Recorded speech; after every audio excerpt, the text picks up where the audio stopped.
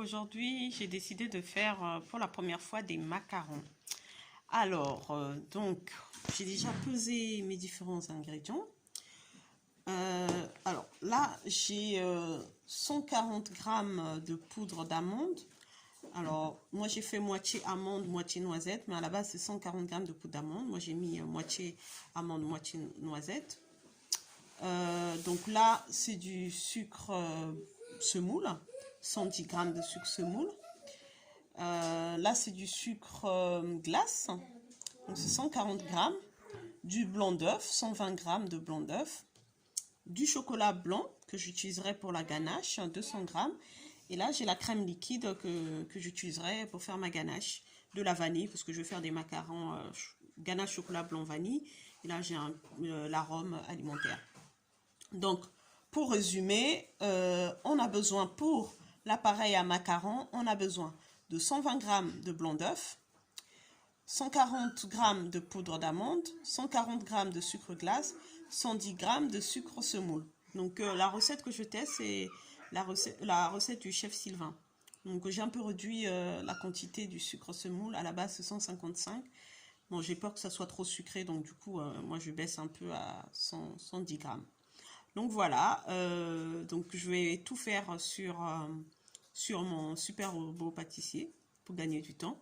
Mais dans un premier temps, je vais commencer par faire ma ganache au chocolat blanc.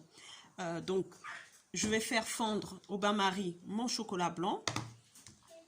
Et ensuite, je rajouterai la crème liquide chaude. Voilà. À tout de suite. Donc là, j'ai mon chocolat blanc qui est en train de fondre. Donc, je fais un petit bain-marie. Voilà. Et à côté, je vais faire chauffer également la moitié de la crème liquide. En parallèle, pendant que ma crème est en train... pendant que mon chocolat blanc est en train de fondre, je vais commencer à battre mon blanc d'œuf. Donc, je mets dans mon robot. Donc il faut le faire mousser, donc tout doucement. Et ensuite, une fois que ça va commencer à mousser, je pourrai rajouter le sucre en 3 fois. Donc j'utilise cet outil en fait. Voilà. Donc j'ai versé ma crème chaude dans mon chocolat blanc, du chocolat blanc pâtissier. J'utilise la marque Nestlé. Voilà. Donc voilà. Donc on voit la texture, elle est déjà mieux. Donc là, je vais verser le reste de la crème en 3 fois.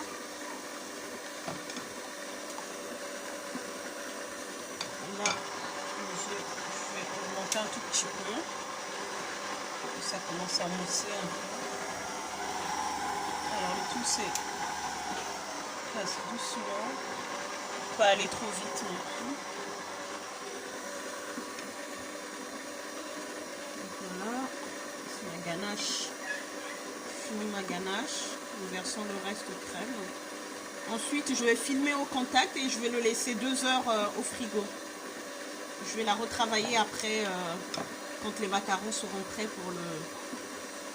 pour les garnir. Donc pour l'instant, je vais la laisser filmer au contact et puis laisser environ 2 heures, 1 à 2 heures au frigo. Donc là, on a nos œufs qui commencent à mousser. Donc là, je vais verser le sucre blanc en 3 fois. Voilà ma ganache qui est filmée au contact et je vais la mettre au frigo. À plus tard, ça évolue. Voilà. Donc j'ai commencé pendant environ 2 minutes à vitesse lente, la vitesse 1. Et ensuite j'ai augmenté, là je suis à la vitesse 4. Et ensuite je vais augmenter encore un peu plus la vitesse. J'augmente progressivement en fait la vitesse pour que les blancs puissent, on va dire, le but c'est pas de les monter en neige, mais c'est plutôt les blanchir quoi. Donc pendant ce temps, je vais tamiser là ma poudre d'amande et le sucre glace. Et ensuite, je vais les mélanger. Donc je tamise les deux et je mélange. Je mélange avec le sucre.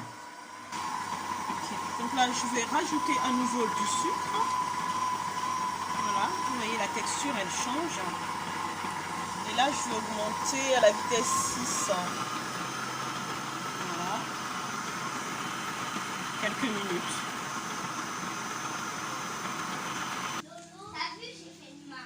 Là, la texture, elle commence à être pas mal.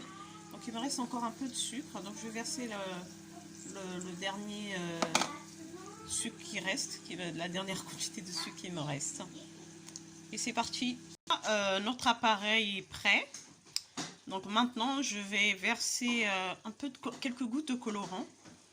Alors, je ne sais pas si vous voyez, moi j'ai mis du colorant rouge. Bon, j'ai pas mis grand chose, hein. J'ai mis juste un peu, histoire de colorer un peu. Ah, c'est à peu près rose, c'est à peine rosé. Hein. C'est tout ce que je voulais. Je voulais pas trop que ce soit trop rose non plus. Donc voilà.